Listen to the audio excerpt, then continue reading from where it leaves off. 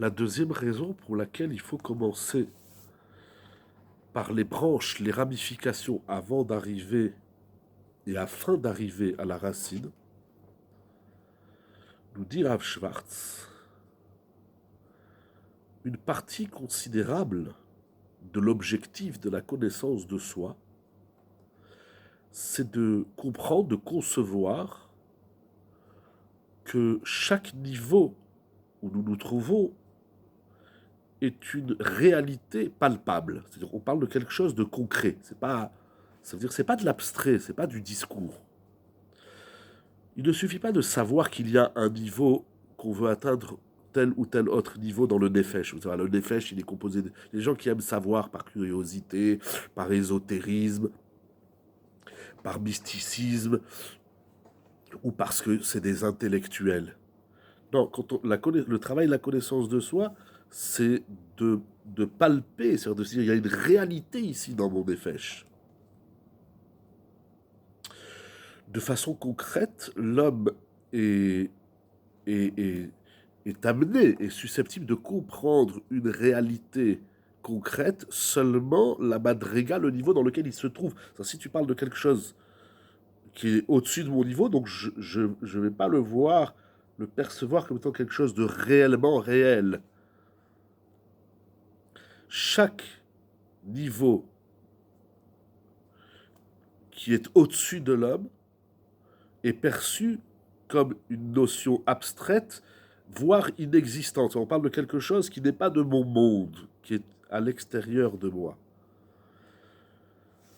Puisque chaque partie inférieure et extérieure du Nefesh recouvre et cache les autres parties plus élevées et plus intérieures. Donc si tu me parles de quelque chose qui n'est pas de mon niveau, que je ne palpe pas, alors je ne peux pas accéder aux autres niveaux. C'est pour cela. Ce n'est qu'après que l'homme connaît le niveau de son nefesh, un niveau de son nefesh, et que cette perception du niveau de son nefesh, il le palpe. Là, je comprends de quoi tu parles. Ça me parle, comme on dit. Ça me parle, c'est moi. Voilà, je suis là. Ah, tu es là, donc c'est mouchache, c'est concret, c'est palpable.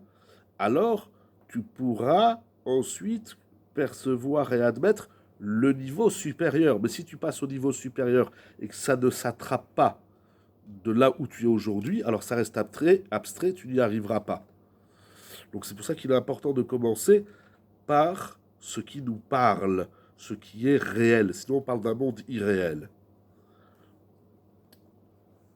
La troisième raison, si l'homme essaye de connaître son nefesh à des niveaux supérieurs auxquels il n'y s'y trouve pas, il risque d'utiliser les concepts élevés dans les niveaux inférieurs du nefesh. Là, je suis encore au niveau 1. Si tu me parles du 10, je vais prendre le 10, je vais le mettre au 1, il y aura un décalage. Le but, c'est l'équilibre. Tout ce que nous avons appris jusqu'à maintenant, c'est l'équilibre, c'est le bonheur, c'est la simra. Or, si tu me parles de quelque chose qui ne s'apparente pas à ce que je suis aujourd'hui, soit ça reste un trait, c'était la raison numéro 2.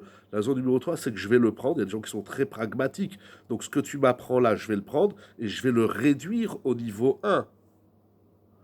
Et ceci peut créer une confusion et peut créer un brouillard dans le nefesh. Là, je comprends plus, c'est pas adapté. C'est pas adapté au niveau intellectuel et pratique, de mise en pratique de ce que je suis aujourd'hui.